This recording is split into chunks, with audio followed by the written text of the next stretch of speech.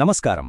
రాబోయే 2027 భారత కులగణన గురించి, అసలీ భారీ జనాభా లెక్కింపు వెనుకున్న సామాజిక రాజకీయ కథ ఏంటో ఈరోజు మనం ఈ విశ్లేషణలో డీకోడ్ చేద్దాం.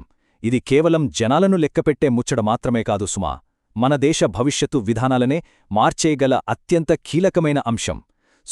అసలు ఈ సంక్లిష్టమైన ప్రాసెస్ వెనుక ఉన్న కథేంటో ఇప్పుడు చూద్దాం. సంక్షేమం ఎవరికి అవసరం, అసలు వెనుకబడినవారు ఎంతమంది ఉన్నారో అనేది ఏ ప్రభుత్వమైనా ఖచ్చితంగా తెలుసుకోవాలి. ఇది ఎవరో అన్నమాట కాదు, సాక్షాత్తు మన భారత సుప్రీంకోర్టు ప్రధాన న్యాయమూర్తి ఇటీవల అన్నమాట. చూడండి, ఈ లాజిక్ ఆధారంగానే కులగణనను ఆపేయాలని వచ్చిన ఒక పిటిషన్ను కూడా సుప్రీంకోర్టు కొట్టివేసింది.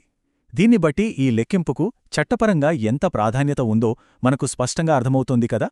సరే, ఇక ఏమాత్రం ఆలస్యం చేయకుండా అసలీ 2027 కుల గణనకదేంటో చూద్దాం.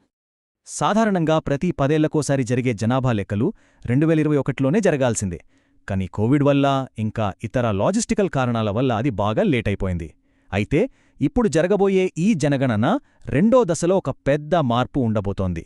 అదేంటంటే, ఇంతకుముందులా కేవలం మీరు ఎస్సీనా ఎస్టీనా అని అడగడమే కాదు, మీ నిర్దిష్టమైన కులం ఏంటి అని అక్షరాల ప్రతి ఒక్కరిని అడుగుతారు.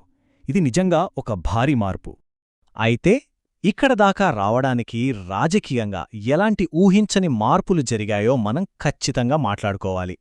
పాలిటిక్స్లో ఎప్పుడు ఏం జరుగుతుందో ఎవరూ ఊహించలేరు అనడానికి ఇదొక ఉదాహరణ. చూడండి, ఒకప్పుడు ఈ కులగణన ఐడియాని అర్బన్ నక్సల్ ఆలోచన అని మోదీ ప్రభుత్వం విమర్శించింది. ఆర్ఎస్ఎస్ లాంటి సంస్థలైతే దీనివల్ల హిందూ సమాజం విడిపోతుందేమో అని గట్టిగా హెచ్చరించాయి కూడా. ఇక కాంగ్రెస్ అయితే చారిత్రకంగా దీనికి వ్యతిరేకమే. కానీ కట్ చేస్తే ఏప్రిల్ 2020 నాటికి సీన్ మొత్తం మారిపోయింది. విపక్షాలు దీనికోసం ఏకగ్రీవంగా డిమాండ్ చేయడం, ఫైనల్గా మోదీ ప్రభుత్వం ఏకంగా తాజా జనాభా లెక్కలతో పాటే ఈ కులగణనను కూడా అధికారికంగా ప్రకటించడం చకచకా జరిగిపోయాయి. దాదాపు 1931 తర్వాత ఈ స్థాయిలో కులాల లెక్కింపు జరగడం మళ్లీ ఇదే. ఇక్కడే మనకొక ప్రశ్న రావచ్చు. అసలు ఇన్నేళ్లుగా ఎందుకు ఈ లెక్కింపు జరగలేదు? దీని వెనకున్న ఆ చారిత్రక వైరుధ్యమేంటో ఇప్పుడొక్కసారి చూద్దాం. ఒకసారి చరిత్రలోకి వెళ్తే, ఇందాక చెప్పుకున్నట్లు 1931లో చివరిసారిగా కులాల వారీగా లెక్కలు జరిగాయి. ఆ తర్వాత మనకు స్వాతంత్రం వచ్చాక అప్పటి ప్రభుత్వాలు ఉద్దేశపూర్వకంగానే ఈ కులగణనను ఆపేశాయి.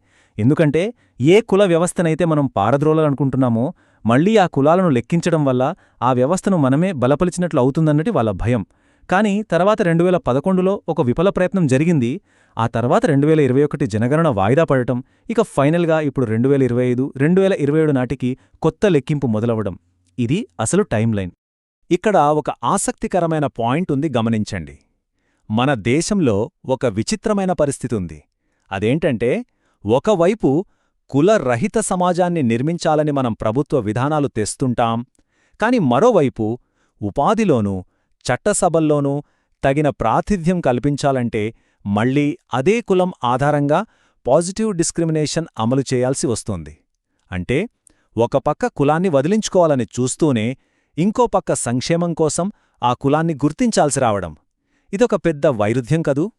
సరే, ఇదంతా ఒక ఎత్తైతే అసలు ఈ లెక్కింపు చేయడం అంత ఈజీనా? 2011లో జరిగిన డేటా వైఫల్యం గురించి తెలిస్తే మీరు ఖచ్చితంగా ఆశ్చర్యపోతారు. స్వాతంత్ర్యం వచ్చాక 2011లో మొదటిసారి కులగణన కోసం ఒక ప్రయత్నం చేశారు. అయితే ఆ సామాజిక ఆర్థిక కులగణనలో ఒక ఓపెన్ ఎండెడ్ పద్ధతిని వాడారు.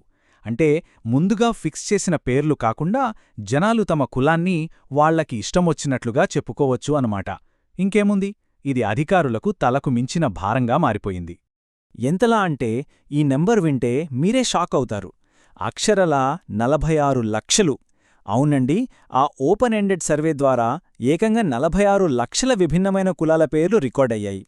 ఎందుకంటే ప్రజలు తమ ఉపకులాలు, గోత్రాలు, ఇంటి పేర్లు ఇలా రకరకాలుగా చెప్పేశారు.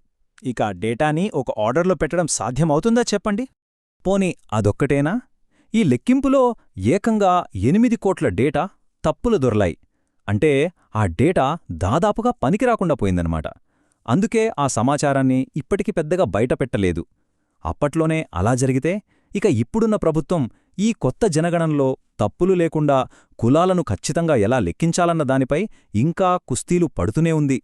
అయితే ఇదంతా కేవలం అంకెల సమస్య మాత్రమే కాదు, దీని వెనుక ఒక పెద్ద ఫిలాసఫికల్ డిబేట్ కూడా నడుస్తోంది. అదేంటంటే సంక్షేమం వర్సెస్ గుర్తింపు. ఇక్కడ రెండు బలమైన వాదనలున్నాయి. అవేంటంటే, ఒకటి, ఇలా కులాలను లెక్కించడం వల్ల జనాల్లో కుల గుర్తింపులు మరింత బలంగా నాటుకుపోతాయని, కుల నిర్మూలన అనే మన అసలు లక్ష్యం పక్కదారి పడుతుందేమో అన్న భయం. రెండోవది ప్రాక్టికల్ వాదన. మన దేశంలో చాలా వరకు ప్రభుత్వ పథకాలు లబ్ధిదారుల కుల ప్రాతిపదిక మీదే ఆధారపడి ఉన్నాయి. కాబట్టి అసలు ఎవరికి ఎంత అవసరముందో తెలియాలంటే ఈ డేటా ఖచ్చితంగా ఉండాలి కదా. అప్పుడే అర్హులైన వాళ్లకు సంక్షేమ పథకాలు సరైన ప్రాతినిధ్యం అందుతాయి కదా అనేది వారి వాదన.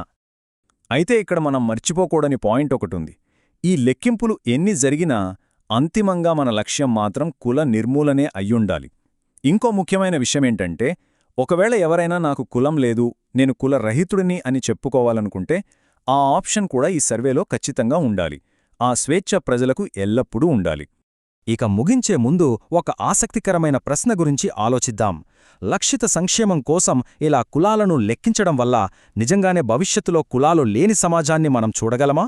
అంటే ఈ సంక్షేమానికి, ఒక నిజమైన కులరహిత సమాజానికి మధ్య ఉన్న ఈ బ్యాలెన్స్ భవిష్యత్తులో ఎలాంటి ఫలితాలను తీస్తుందో కాలమే నిర్ణయించాలి. మరి దీనిపై మీరేమనుకుంటున్నారు? ఇది ఖచ్చితంగా అందరం ఆలోచించాల్సిన విషయం.